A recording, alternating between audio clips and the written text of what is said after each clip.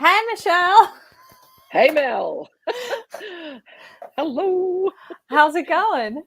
Yeah, really good, really good. I've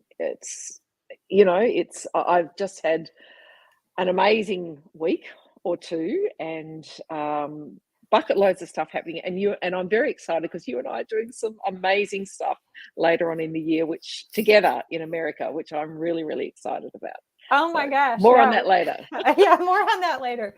Okay. So today we have a topic that's come up because you and I listened to a podcast separately, and now we're coming together to discuss it. So Yeah. the podcast is called Wisecast, the podcast for women in STEM and education. And we listened to an episode that covered some aspects of essentially pay equity. So we want to get into Yeah. that. Do you want to lay the groundwork here, or should I? Look, I'm still processing it. So, dear viewers, you are going to hear me processing this, thinking out loud about this podcast, because Mel and I are quite literally debriefing together in front of you. So, Mel, I think you should, because Okay. I've got head explosions still. All right, I'll lay the groundwork. So this is season 2, episode 18, and they had a guest on. Full disclosure, this is someone I'm connected to in the virtual world. His name is Neil. Neil does some important work around helping technologists and people in STEM with their public speaking. So Neil's an engineer, and he does that work, and he was a guest on the show. And the two hosts set the discussion up with a story, and I'm going to paraphrase to keep it short. Essentially, the story was two professionals, one male, one female, go after a job. And I got the impression this was, in this case, a true story, right? So they go after a job, and there's two openings. They both get the job. The woman does not negotiate, and the man does negotiate. So keep in mind, they both get the job, but the woman accepts the offer, and the man decides to negotiate, gets a higher pay. And they kind of opened up a bit of a debate of, is that right or wrong? And the spoiler alert here is that whatever entity these two decided to go to work for, I got the impression that the leadership decided to level up the woman. So they decided to proactively create pay equity. And there were dissenting opinions on the podcast, I'll say, about people agreeing and disagreeing whether or not this was the right choice. So here's what I want to point out, and then let's get your take on this, Michelle. So in my opinion, whenever we have a discussion about something difficult, there's always two conversations. There's a conversation about what is sort of ideal, like what is the world that we want to live in and how should it be in the world. And that's one conversation. And then there's also a conversation about reality and how things really are, and how can I, as an individual operating in this reality, react and navigate the reality. And I personally think it's important to distinguish those two, right? Yep. Utopia versus what's real and what can I do about it. Yeah. So Michelle, it was interesting to me that you split it a little bit of a different way when we were talking offline. So maybe there's a third way, because you talked about the difference between sort of the individual and the macro. So yeah, take it away. Yeah, so so where I initially went, and it is aligned with I look at things, and in the work I do, I look at things. How do I help individual women reach their full potential. And that's a component of my work. But the reality is there's no point helping a whole bunch of individual women reach their full potential if the system hasn't been fixed. And we see that play out in all sorts of different ways. Quotas. Let's get more women in. We've got a hard quota to get, 45% women in leadership. Well, that's great. But if you're not making the environment, or even 45% of women into the workforce, we have a quota here in my home state here in Australia around the construction industry, which is if you're going to have a government contract, you've got to have X% of women in your workforce. Now, that's great. It's only part of the issue, though, because if the environment isn't being changed to make it conducive for an underrepresented group to thrive or reach their full potential, you're just going to have a revolving door. So I always look at that macro. But the other layer on that is, for those of you who've written, Hofstede's dimensions, and my beautiful friend and business partner, Div Pillay, does this in terms of cultural dimensions, Western styles of leadership versus Eastern styles of leadership or people. So individualism versus collectivism. So am I working for myself, or am I working for the greater good? So that's where I went. You know what? I am the first person to say that there are always winners and losers in life. Not everyone can be the first place. Not everyone gets a medal. If we go to the Olympics and sport, because sport's such a huge part of my life and my business, there can only be one winner. But that's inappropriate to apply across things like pay equity. And it's inappropriate. And I'm using the word equity, not equality, because this conversation centered on very much, for me, a very individual approach. And, dog eat dog. Like if I can step up to the plate, the old Jack Welch thing, if I can step up to the plate and I can take a swing at the ball and I can run around the bases and hit a home run, awesome. But that assumes that I'm able-bodied, so I can actually step up to the plate. It assumes I've got the right equipment. It assumes I can even get to the ground, right? It assumes I'm in the arena. I've got the privilege and the benefit of being in the arena. What it doesn't do is address systematic exclusion or systematic barriers that have been put in place. So going from the esoteric right down to this practical example, this person, Neil, quoted, 57% of women don't negotiate. And I'm paraphrasing. So if they can't get better at negotiating, women just have to learn to negotiate better and ask what they want. And if more of them do that, it'll actually become a thing, and they won't get underpaid. But what that doesn't address, and the podcast kind of went there a bit, what it doesn't address is a whole bunch of other systematic or system level issues that women face. Number one, the fact that women, and they went there a little bit, but women, we know from research that women who ask for what they want, who express their ambition, their aspiration, and in this case, this is the salary that I want, particularly when they're asking for salary raises, are more harshly viewed than men because of bias, because of long-held and social conditioning of all of us about the way women should behave versus the way men should behave. And I am very, I'm very conscious that I'm using only two genders here, but I just don't have enough knowledge and data yet to talk about non-binary folks. And I think this is going to be an interesting next few years, talking about how people who don't identify with a binary gender fare in these discussions as well. But that's for another conversation. So yeah. I guess that was the first thing, Mel. I went, dog eat dog, every man for himself, doesn't pay off. It doesn't pay off for the human race. Yeah. Okay. So I want to layer onto that just a couple of things, and then I want to hear more about what you're thinking. So I tried to find that number, and I did come across something that it was some little CBS article that it had a statistic like that, something like, percentage of women that haven't negotiated. And then I went to the source of it, and it was from a report where they had surveyed 1,200 employees, like hardly representative of the entire population, first of all. So I questioned the number from that perspective. But then also, like you said, from what I have read in recent research, this idea that women don't ask for what they want has been largely debunked.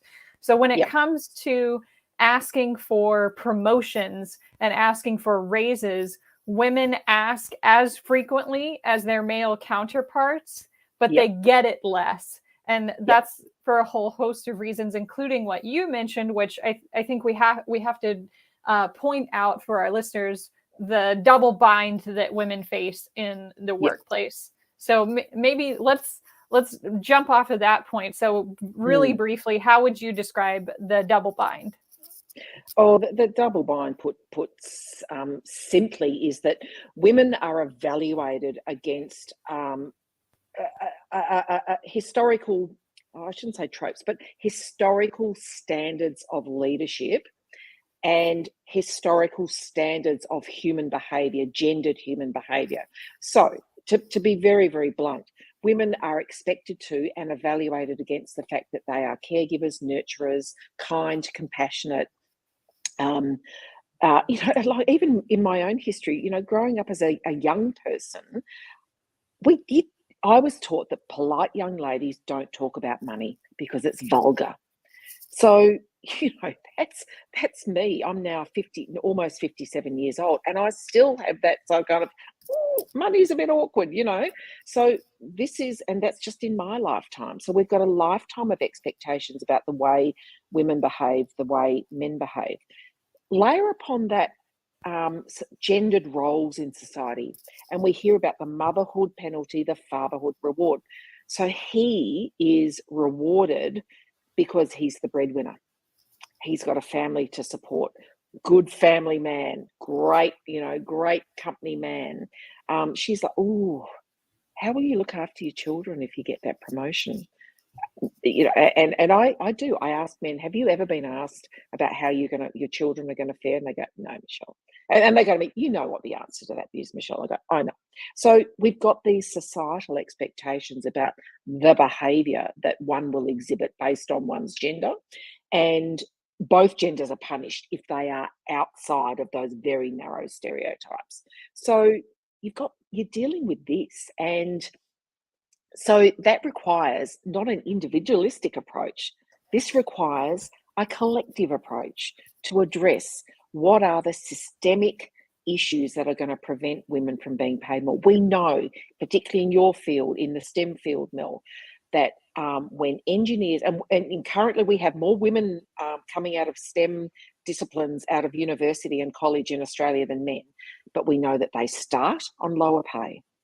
And then that pay gap continues unless the organisation makes interventions. There's a really terrific organisation here in the engineering field, and I'm not going to name it because I'm not giving badges out, but they do a regular pay audit, and they address the starting salary gap right from the start. Now, they do things like gender balanced interview panels. They make sure that all the grads start on the same pay, irrespective. So salary transparency is one of those things. Gender balance panel, interview panels, and then salary audits and the remedial action of salary audits, because you will have bias and other stuff drifting into organisations. So every year they do an audit, and then they do a true up, and they have a bucket of money that is to true up and close their gap every year. So that's system level intervention. That's collectivism at its finest, because what it's doing is offsetting historical disadvantage based on bias and gender stereotypes. So this is where I got very animated listening to the podcast yesterday. And I did, dear viewers and listeners, I did share with Mel that I was walking back from an appointment in the city here in Melbourne, and I must have been muttering out loud because I had someone look at me sideways. I thought, "Oh, I said that out loud." So sorry for that poor person who got a bit startled with my exclamation.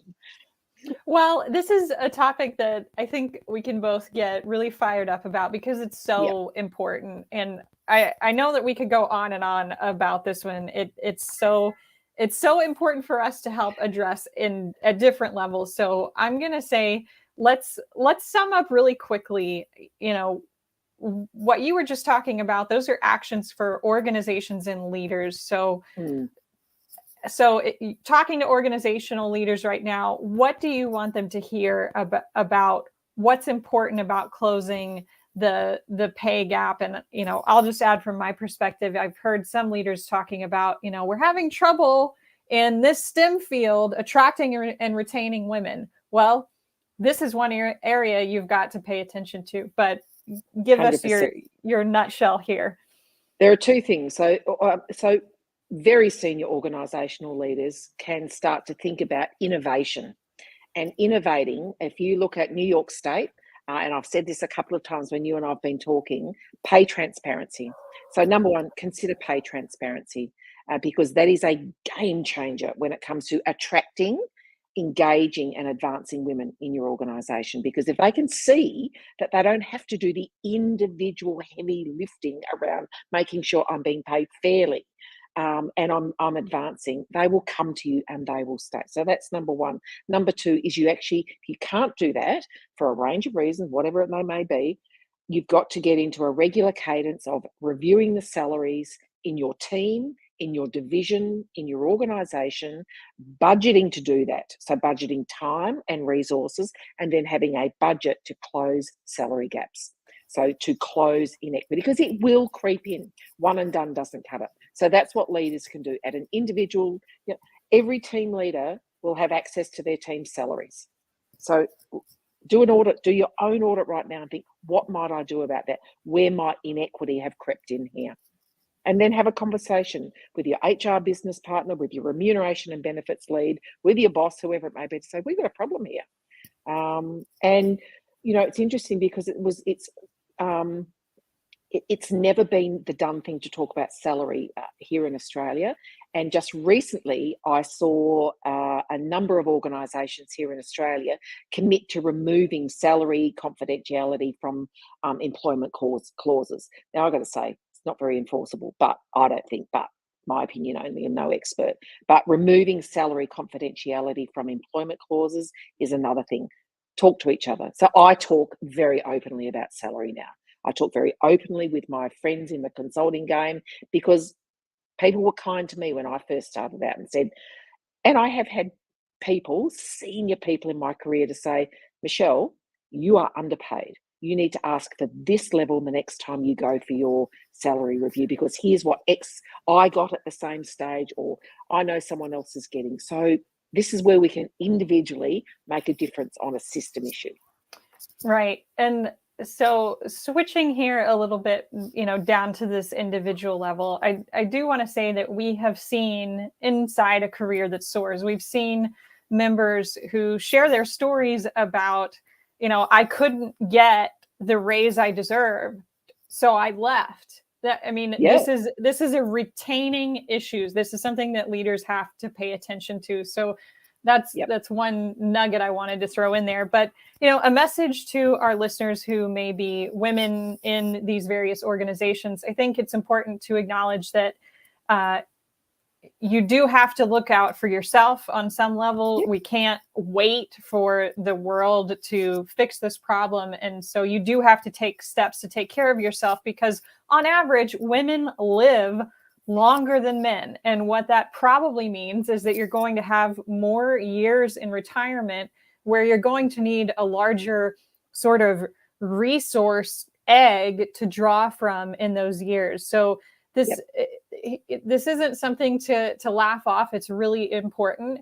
And, I'll share something that a mentor said to me a long time ago. And if he's out there, he'll remember saying this, but he said, no company will treat you better than when they're trying to recruit you. And you need to be serious about this upfront negotiation process. And as much as Sheryl Sandberg catches a lot of flack, I did really appreciate the bit in her book where she said, where she used the effectiveness in negotiation to her benefit and pointed out that this is part of business, strategic, and financial acumen. Essentially, this being good at negotiation is part of my job, and I'm going to effectively negotiate for myself in this moment to get what I deserve as far as pay goes. So And I'm going to put two things on there. So number one, when you do that, we know when women are fulfilled, paid what they should be, the society flourishes. So you're doing it for yourself. So I agree that there is some of the heavy lifting. We have to do it ourselves. Know what your benchmarks are. Ask your network, what should I be looking for in the salary? Start your own whisper network. Women are great at sharing information about workplaces, and there are becoming more and more organizations that are helping to create that transparency so women can do their due diligence. But I like Cindy Gallop. Her advice is, she gives lots of advice, and she's as sweary as I am. She says, think of a number that you can say out loud with a straight face, and that's the number you ask for. So whatever you can think, whatever the number is, ask for it out loud to your boss with a straight face. And she said, that's it.